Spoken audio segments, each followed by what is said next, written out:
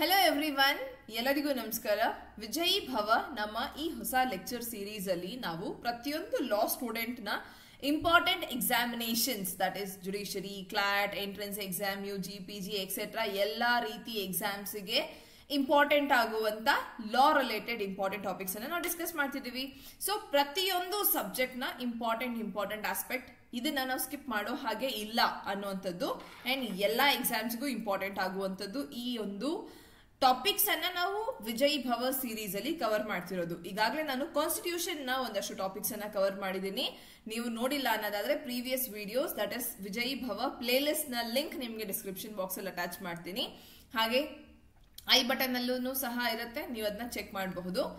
And ಇವತ್ತಿನ topic ಬಂದು types of jurisdiction ಅಥವಾ ಜ್ಯೂರಿಸ್ಡಿಕ್ಷನ್. ದಟ್ ಇಸ್ ಜ್ಯೂರಿಸ್ಡಿಕ್ಷನ್ ಅಂದ್ರೆ ಬೇಸಿಕ್ಲಿ ಏನು ಅಂಡ್ ಎಷ್ಟೆಲ್ಲ ಟೈಪ್ಸ್ ಇರುತ್ತೆ ಜ್ಯೂರಿಸ್ಡಿಕ್ಷನ್ ಅಲ್ಲಿ, ಯಾವ ಕೋರ್ಟ್ ಯಾವ ರೀತಿ ಕೇಸಸ್ ನ ಡೀಲ್ ಮಾಡುತ್ತೆ, ಎಲ್ಲಾ ಕೋರ್ಟ್ ಎಲ್ಲಾ ರೀತಿ ಕೇಸಸ್ ಅನ್ನ ಡೀಲ್ ಮಾಡಬಹುದಾ?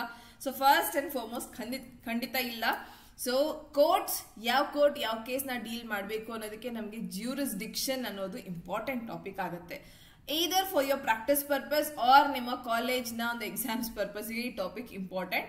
So very important for every one. Jurisdiction ಅನ್ನೋದಕ್ಕಿಂತ ಒಂದು ಎಕ್ಸಾಂಪಲ್ ಇಂದ ಸ್ಟಾರ್ಟ್ ಮಾಡೋಣ. ಒಬ್ಬ ವ್ಯಕ್ತಿ ಅಂಡ್ ನಿಮಗೆ ನಾ ಹೇಳ್ಕೊಡುವಂತ ರೀತಿ ಇಷ್ಟ ಆಗ್ತದೆ, ನೀವು ಎಲ್ಲಾ ವಿಡಿಯೋಸ್ನು ಫಾಲೋ ಮಾಡ್ತಿದ್ರಿ, ಅದೇ ಚಾನೆಲ್ ನ ಮಾತ್ರ ಸಬ್ಸ್ಕ್ರೈಬ್ ಮಾಡಿಲ್ಲ ಅನ್ನೋರು ಪ್ಲೀಸ್ ಚಾನೆಲ್ ನ ಸಬ್ಸ್ಕ್ರೈಬ್ ಮಾಡ್ಕೊಳ್ಳಿ. ಹಾಗೆ ನನ್ನ ಒಂದು ಕ್ಲಾಸಸ್ ಏನಿದೆ ಸಿವಿಲ್ ಜಡ್ಜ್ ಎಕ್ಸಾಮ್ ರಿಲೇಟೆಡ್, ನೀವು ಕ್ಲಾಸಸ್ಗೂ ಎನ್ರೋಲ್ಮೆಂಟ್ ತಗೊಳ್ಬಹುದು. ಇಲ್ಲಿ ನೀವು ನೋಡ್ತಿರೋದು ಟ್ರೇಲರ್ ಅಂಡ್ ಕ್ಲಾಸಸ್ ಅಲ್ಲಿ ನಾವು ಫುಲ್ ಲೆಂತ್ ಪ್ರತಿಯೊಂದು ಸಬ್ಜೆಕ್ಟ್ ನ ಇನ್ ಡೀಟೇಲ್ ಡಿಸ್ಕಸ್ ಮಾಡ್ತೀವಿ. ಸೊ ಇಂಟ್ರೆಸ್ಟೆಡ್ ಇರುವಂತವರು ಸ್ಟೂಡೆಂಟ್ಸ್ ನೀವು ಕ್ಲಾಸಸ್ಗೂ ಸಹ ಅಡ್ಮಿಷನ್ ತಗೊಳ್ಬಹುದು. ಅಂಡ್ ಪ್ಲೀಸ್ ಚಾನೆಲ್ ನ ಸಬ್ಸ್ಕ್ರೈಬ್ ಮಾಡ್ಕೊಳ್ಳಿ. ವಿಡಿಯೋ ಇಷ್ಟ ಆಗ್ತಿದ್ರೆ ಚಾನೆಲ್ ನ ಲೈಕ್ ಮಾಡಿ, ಹಾಗೆ ನಿಮ್ಮ ಫ್ರೆಂಡ್ಸ್ ಜೊತೆಗೆ ಶೇರ್ ಮಾಡಿ. So to start with types of jurisdiction ಅಂತಂದಾಗ, to start with an example, ಒಬ್ಬ ವ್ಯಕ್ತಿ ಅವನ ಜೊತೆಗೆ ಒಂದು ಸ್ಕ್ಯಾಮ್ ನಡೆದಿದೆ, ಫ್ರಾಡ್ ಆಗಿದೆ, ಮನಿ ರಿಲೇಟೆಡ್ ಫ್ರಾಡ್ ಅಂತಂದ್ರೆ ಒಂದು ಸೈಬರ್ ಕ್ರೈಮ್ ಆಗಿದೆ. ಹಾಗೆ ಅವನಿಗೆ ಒಂದು ಪರ್ಸನಲ್ ಪ್ರಾಬ್ಲಮ್ ನಡೀತಿದೆ, ದಟ್ ಈಸ್ ವೈಫ್ ಜೊತೆಗೆ ಡಿವೋರ್ಸ್ ಪ್ರಾಬ್ಲಮ್ ನಡೀತಿದೆ. ಪ್ಲಸ್ ಅವನ ತಂದೆಯಿಂದ ಬಂದಿರುವಂತ ಪ್ರಾಪರ್ಟೀಸ್ ಎಲ್ಲಾನು ಸಹ ಡಿಸ್ಪ್ಯೂಟ್ ಅಲ್ಲಿದೆ. ಸೊ ಅದ್ರ ಜೊತೆಗೆ ಒಂದು ಅವನ ಫ್ರೆಂಡ್ ಒಂದು ಕ್ರಿಮಿನಲ್ ಕೇಸಲ್ಲಿ ಸಿಕ್ಕಾಕೊಂಡಿದ್ದಾರೆ. ಈಗ ಒಂದಷ್ಟು ಅವನ ಹತ್ರ ಕೇಸಸ್, ಬಟ್ ಎಲ್ಲಾ ಇವನ್ ತಲೆ ಮೇಲಿರೋ ಕೇಸಸ್ ನಾವು ಒಂದೇ ಕೋರ್ಟ್ಗೆ ತಗೊಂಡು ಹೋಗಕ್ಕಾಗತ್ತಾ? So definitely no. ಯಾಕೆ ನೋ?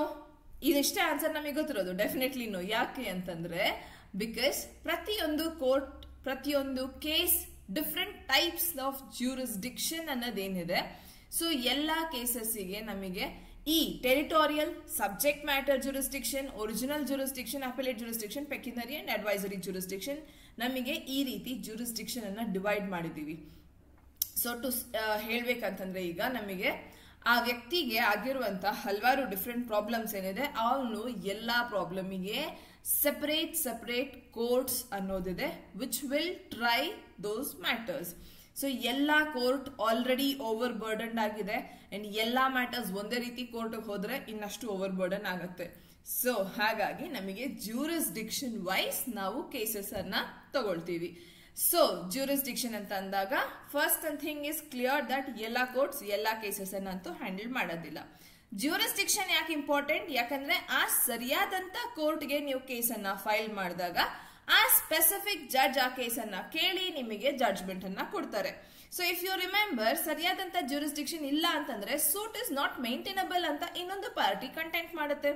ಸೊ ಸೂಟ್ ಯಾವತ್ತು ಸರಿಯಾದಂತ ಜ್ಯೂರಿಸ್ಡಿಕ್ಷನ್ ಗೆ ತಗೊಂಡು ಹೋಗೋದು ಇಂಪಾರ್ಟೆಂಟ್ ಆಗಿರುತ್ತೆ. First and foremost territorial jurisdiction ultimate important. So ಈಗ ಕ್ರೈಮ್ ನಡೆದಿದೆ ಅಂತ ಹೇಳಿದ್ವಿ, ಕ್ರೈಮ್ ಒಂದು ರೇಪ್ ಅಥವಾ ಮರ್ಡರ್ ನಡೆದಿದೆ. ಸೊ ಕ್ರಿಮಿನಲ್ ಮ್ಯಾಟರ್ ಅಂತಂದಾಗ ಎಲ್ಲಿ ಕ್ರೈಮ್ ಅಕರ್ ಆಯ್ತು ಅಥವಾ ಆ ಕ್ರೈಮ್ ನ ಇಂಪ್ಯಾಕ್ಟ್ ಎಲ್ಲಿದೆ, ವಿಕ್ಟಿಮ್ ಎಲ್ಲಿದ್ದಾರೆ ಎಕ್ಸೆಟ್ರಾ ಬೇಸಿಸ್ ಮೇಲೆ ನಮಗೆ ಟೆರಿಟೋರಿಯಲ್ ಜ್ಯೂರಿಸ್ಡಿಕ್ಷನ್ ಬೇಸ್ ಆಗುತ್ತೆ. ಜನರಲ್ ಆಗಿ ಕ್ರೈಮ್ ಎಲ್ಲಿ ನಡೀತೋ ಆ ಒಂದು ಜ್ಯೂರಿಸ್ಡಿಕ್ಷನ್, ಆ ಲೋಕಲ್ ಏರಿಯಾಲ್ ಬರುವಂತ ಪೊಲೀಸ್ ಸ್ಟೇಷನ್, ಆ ಲೋಕಲ್ ಏರಿಯಾಲ್ ಇರುವಂತಹ ಕೋರ್ಟ್ಗೆ ಜ್ಯೂರಿಸ್ಡಿಕ್ಷನ್ ರೈಸ್ ಆಗುವಂತದ್ದು.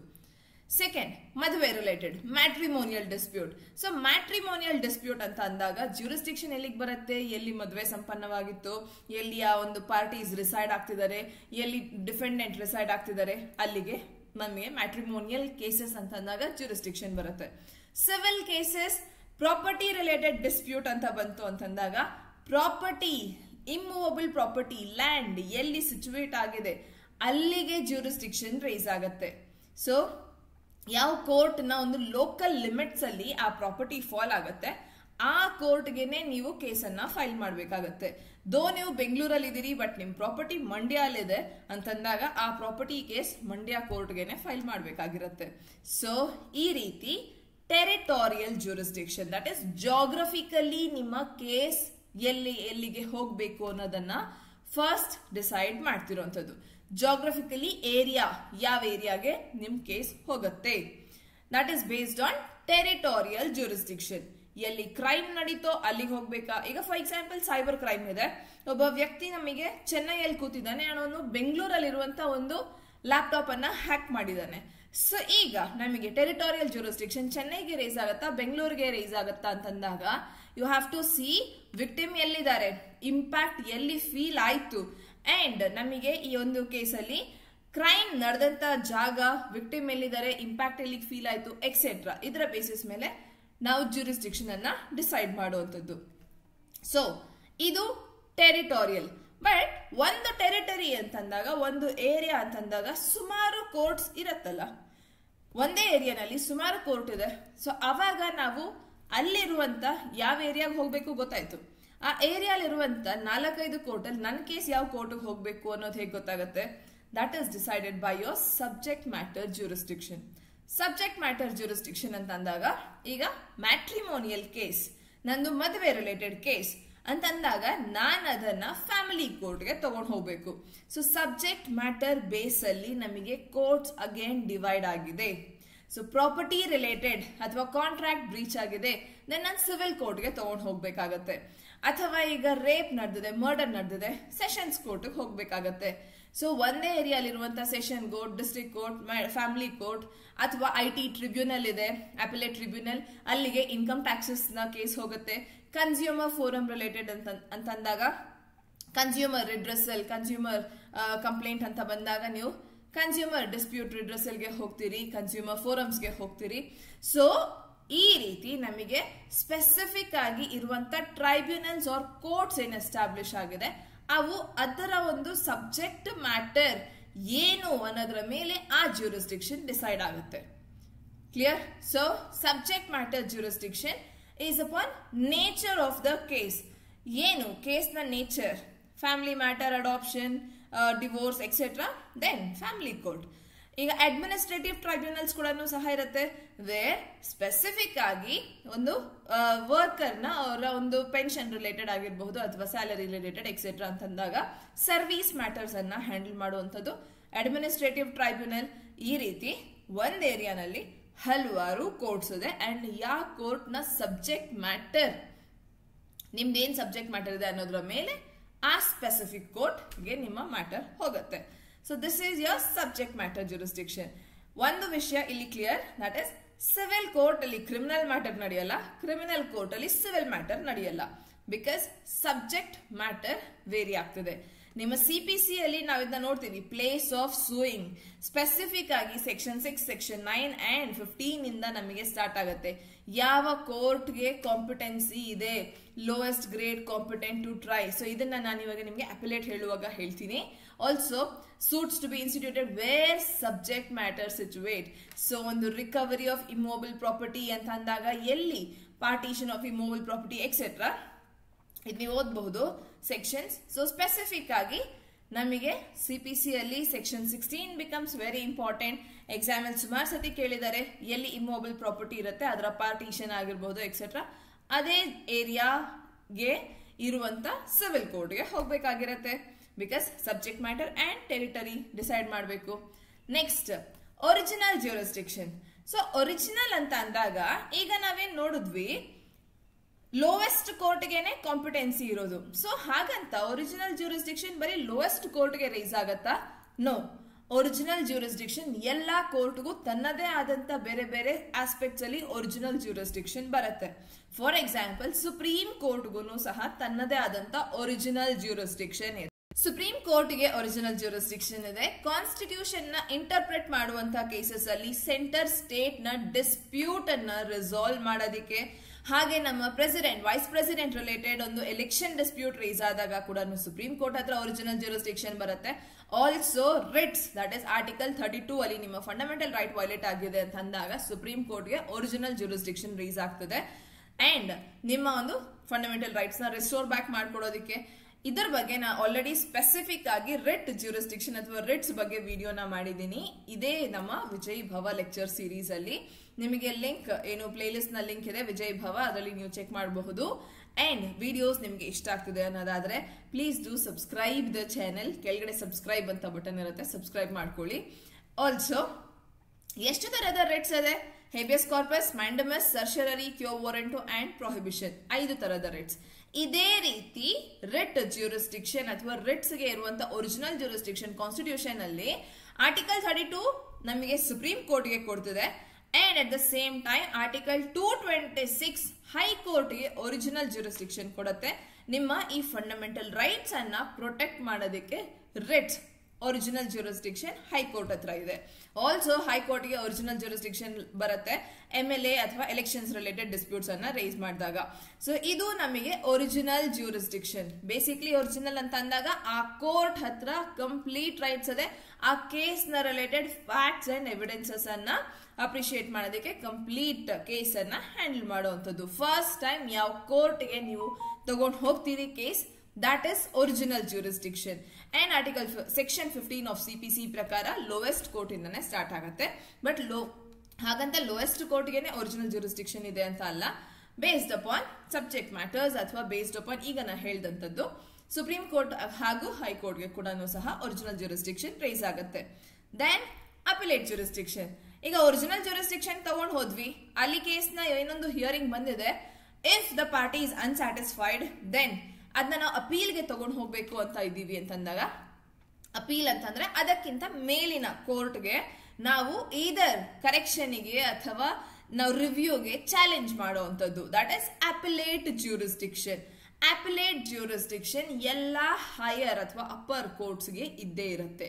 ಬಿಕಾಸ್ ಈಗ ಲೋವೆಸ್ಟ್ ಕೋರ್ಟ್ ಅಲ್ಲಿ ಕೇಸ್ ಏನ್ ಡಿಸೈಡ್ ಆಗಿದೆ, ಆ ಜಡ್ಜ್ಮೆಂಟ್ ಇಂದ ಯಾವುದೇ ಪಾರ್ಟಿ ಅನ್ಸ್ಯಾಟಿಸ್ಫೈಡ್ ಆಗಿದೆ ಅಂತಂದಾಗ ಅವರು ಅದರ ಹೈಯರ್ ಕೋರ್ಟ್ಗೆ ಕೇಸ್ ಅನ್ನ ತಗೊಂಡು ಹೋಗ್ಬೋದು. ಡಿಸ್ಟ್ರಿಕ್ಟ್ ಕೋರ್ಟಿಗೆ ಹೋಗ್ಬೋದು. ಡಿಸ್ಟ್ರಿಕ್ಟ್ ಕೋರ್ಟ್ ಇಂದ ನಾವು ಸ್ಯಾಟಿಸ್ಫೈ ಆಗ್ಲಿಲ್ಲ ಅಂತಂದ್ರೆ ಹೈಕೋರ್ಟ್ಗೆ ಹೋಗ್ಬೋದು. ಹೈಕೋರ್ಟ್ ಇಂದನೂ ಸ್ಯಾಟಿಸ್ಫೈ ಆಗ್ಲಿಲ್ಲ ಅಂತಂದ್ರೆ ಸುಪ್ರೀಂ ಕೋರ್ಟ್ಗೆ ಹೋಗಿ, ಸುಪ್ರೀಂ ಕೋರ್ಟ್ ಅಲ್ಲಿ ಸ್ಯಾಟಿಸ್ಫೈ ಆಗ್ಲಿಲ್ಲ ಅಂತಂದ್ರೆ ಏನ್ ಮಾಡೋದು? ರಿವ್ಯೂ ಪಿಟಿಷನ್ ಹಾಕ್ಬೋದು ಅಥವಾ ಕ್ಯೂರೇಟಿವ್ ಪಿಟಿಷನ್ ಕೂಡ ಸಹ ಹಾಕಬಹುದು. ಸೊ ಇದು ನಮ್ಮ ಒಂದು ಏನು ಅಪಿಲೇಟ್ ಜ್ಯೂರಿಸ್ಡಿಕ್ಷನ್ ಗೆ ಹೈರಾರ್ಕಿ ಆಗಿರುತ್ತೆ. ಸೊ ತುಂಬಾ ಕಮ್ಮಿ, but review and curative petition ಕೂಡ ಸಹ ಇದೆ. ಅಂಡ್ ಇದಕ್ಕೆ ನಮಗೆ ಲ್ಯಾಂಡ್ ಮಾರ್ಕ್ ಜಡ್ಜ್ಮೆಂಟ್ಸ್ ಇದೆ. ಅಶೋಕ್ ಹುರಾ ವರ್ಸಸ್ ರೂಪಾ ಅಶೋಕ್ ಹುರಾ ಜಡ್ಜ್ಮೆಂಟ್ ನ ನೀವು ಕನ್ಸಿಡರ್ ಮಾಡಬಹುದು. So you can go through these judgments. Next ಇದಿಷ್ಟು ನಮಗೆ ಅಪಿಲೇಟ್ ಜ್ಯೂರಿಸ್ಡಿಕ್ಷನ್. ದಟ್ ನನಗೆ ಈ ಕೋರ್ಟ್ ನ ಒಂದು ಜಡ್ಜ್ಮೆಂಟ್ ಇಷ್ಟ ಆಗಲಿಲ್ಲ, then to review or to challenge ನಾನು ಅದನ್ನ ಅದರ ಹೈಯರ್ ಅಥಾರಿಟಿಗೆ ದಟ್ ಇಸ್ ಅಪ್ಪರ್ ಕೋರ್ಟ್ಗೆ ತಗೊಂಡು ಹೋಗ್ತಿರುವಂತದ್ದು. Pecuniary jurisdiction. So pecuniary jurisdiction ಅಂತಂದ್ರೆ ಏನು? ಪೆಕ್ಯುನರಿ ಅನ್ನುವಾಗ್ಲೇ ಅರ್ಥ ಆಗ್ತದೆ ಇದು ದುಡ್ಡಿನ related, that is money related. ಚಿಕ್ಕ ಪುಟ್ಟ ಕೇಸಸ್, ನನ್ನ ಹತ್ರ ಇವರು 15,000 ಸಾಲ ತಗೊಂಡಿದ್ರು, ಇವತ್ತದು ಬಡ್ಡಿ ಸಮೇತ 25,000 ಆಗಿದೆ. ದೆನ್ ಚಿಕ್ಕ ಪುಟ್ಟ ವಿಷಯ ಸ್ಮಾಲ್ ಕಾಸಸ್ ಕೋರ್ಟ್ಗೆ ತಗೊಂಡು ಹೋಗಬಹುದು. ಅಥವಾ ಸೊ ಎಷ್ಟು ಹೈಯರ್ ವ್ಯಾಲ್ಯೂ ಅಷ್ಟು ಹೈಯರ್ ಕೋರ್ಟ್ಗೆ ನಾವು ಕೇಸನ್ನ ಫೈಲ್ ಮಾಡ್ತೀವಿ. ಚಿಕ್ಕ ಪುಟ್ಟ ಇಶ್ಯೂ ಇಲ್ಲಿಗೆ ಬಂದ್ವಿ. ಫಾರ್ ಎಕ್ಸಾಂಪಲ್ ಇವಾಗ 10 ಲಕ್ಷ ಸಾಲ ಆಗಿತ್ತು, 10 ಲಕ್ಷದ್ದು ಫ್ರಾಡ್ ಆಗಿದೆ, ದೆನ್ ಅದನ್ನ ಡಿಸ್ಟ್ರಿಕ್ಟ್ ಕೋರ್ಟ್ಗೆ ತಗೊಂಡು ಹೋಗ್ತೀನಿ. ಇಲ್ಲ ಕೋಟಿ ಒಂದು ಕಂಪನಿ ರಿಲೇಟೆಡ್ ಒಂದು ಫ್ರಾಡ್ ಆಗಿದೆ, ದೆನ್ ಹೈಕೋರ್ಟ್ಗೆ ಜ್ಯೂರಿಸ್ಡಿಕ್ಷನ್ ಬರುತ್ತೆ.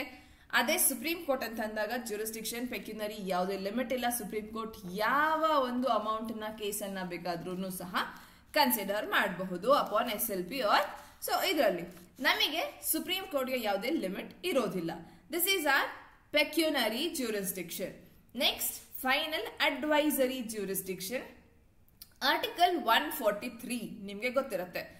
ಆರ್ಟಿಕಲ್ 143 ಅಲ್ಲಿ ಸುಪ್ರೀಂ ಕೋರ್ಟ್ಗೆ ಅಡ್ವೈಸರಿ ಜ್ಯೂರಿಸ್ಡಿಕ್ಷನ್ ಬಂದಿದೆ, ಸೇಯಿಂಗ್ ದಟ್ ಪ್ರೆಸಿಡೆಂಟ್ ಯಾವುದೇ ಮ್ಯಾಟರ್ ಅನ್ನ ಸುಪ್ರೀಂ ಕೋರ್ಟ್ಗೆ ರೆಫರ್ ಮಾಡಬಹುದು ಫಾರ್ ದ ಪರ್ಪಸ್ ಆಫ್ ಒಂದು ಲೀಗಲಿ ಅಡ್ವೈಸ್ ಪಡ್ಕೊಳ್ಳೋದಕ್ಕೆ. ಪ್ರೆಸಿಡೆಂಟ್ ಒಂದು ಕೇಸ್ ನ ಸುಪ್ರೀಂ ಕೋರ್ಟ್ಗೆ ರೆಫರ್ ಮಾಡಬಹುದು. ಅಂಡರ್ ಆರ್ಟಿಕಲ್ 143 ಸುಪ್ರೀಂ ಕೋರ್ಟ್ಗೆ ಅಡ್ವೈಸರಿ ಜ್ಯೂರಿಸ್ಡಿಕ್ಷನ್ ಇದೆ.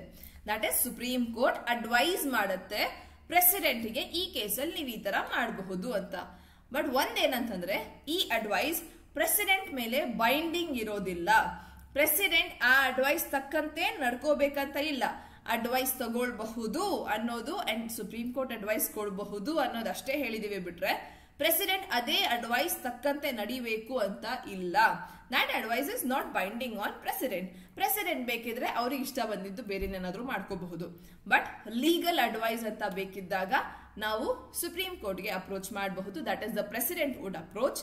ಅದನ್ನ ನಾವು ಅಡ್ವೈಸರಿ ಜ್ಯೂರಿಸ್ಡಿಕ್ಷನ್ ಅಂತ ಕರಿತಿರೋದು, which is under Article 143 of the Constitution of India. So ಇದಿಷ್ಟು ಆಗಿತ್ತು different types of jurisdiction and ಯಾವ ಜ್ಯೂರಿಸ್ಡಿಕ್ಷನ್ ಗೆ ಯಾವ ಕೇಸ್ ಯಾವ ರೀತಿ ಹೋಗುತ್ತೆ ಅನ್ನೋದನ್ನ ಈಗ ನಿಮಗೆ ಅರ್ಥ ಆಗಿರಬಹುದು. ಸೊ ಇದಿಷ್ಟು ಆಗಿತ್ತು ಜ್ಯೂರಿಸ್ಡಿಕ್ಷನ್ ರಿಲೇಟೆಡ್. ಅಂಡ್ ಇಷ್ಟ ಆಗಿದ್ರೆ ವಿಡಿಯೋನ ಪ್ಲೀಸ್ ಚಾನೆಲ್ ನ ಸಬ್ಸ್ಕ್ರೈಬ್ ಮಾಡ್ಕೊಳ್ಳಿ. ಹಾಗೆ ಕಂಪ್ಲೀಟ್ ವಿಜಯ್ ಭವ ಲೆಕ್ಚರ್ ಸೀರೀಸ್ ನ ನೀವು ಫಾಲೋ ಮಾಡಬಹುದು. ಆ ಚಾನೆಲ್ ನ ನೀವು ಬೆಲ್ ಬಟನ್ ಕೂಡ ಸಹ ಪ್ರೆಸ್ ಮಾಡಿ, ಸೊ ದಟ್ ಈಗ ನಾವು ಮಾಡ್ತಿರೋದನ್ನ ಎಲ್ಲ almost Vijay Bhava videos, so ಇದರ ಕಂಪ್ಲೀಟ್ ಅಪ್ಡೇಟ್ ನಿಮಗೆ ಸಿಗ್ತಿರತ್ತೆ ಅಂಡ್ ಎಲ್ಲ ಇಂಪಾರ್ಟೆಂಟ್ ಟಾಪಿಕ್ಸ್ ನಿಮಗೆ ಗೊತ್ತಾಗತ್ತೆ. ಸೊ ಇದಿಷ್ಟು ನಮ್ಮ lecture series and already subscribe ಮಾಡಿರೋಂಥವ್ರು ಸಪೋರ್ಟ್ ಮಾಡ್ತಿರೋಂಥವ್ರಿಗೆ thank you very much. Next important ಯಾವ ಟಾಪಿಕ್ ಅನ್ನ ನೀವು ತಿಳ್ಕೋಬೇಕು ಅಂತ ಇದ್ದೀರಿ ಅನ್ನೋದನ್ನ ಕಮೆಂಟ್ ಸೆಕ್ಷನ್ ಅಲ್ಲಿ ತಿಳಿಸಿ and definitely I will try to simplify the topic for you. So simple ಆಗಿ ಅರ್ಥ ಮಾಡಿಸೋಂಥ ಪ್ರಯತ್ನ ನಂದಾಗಿರುತ್ತೆ. ಸೊ ನೀವು ಕಮೆಂಟ್ ಮಾಡಿ, ಚಾನೆಲ್ನ ಸಬ್ಸ್ಕ್ರೈಬ್ ಮಾಡಿ. Thank you very much till the end ನೋಡಿರೋದಕ್ಕೆ.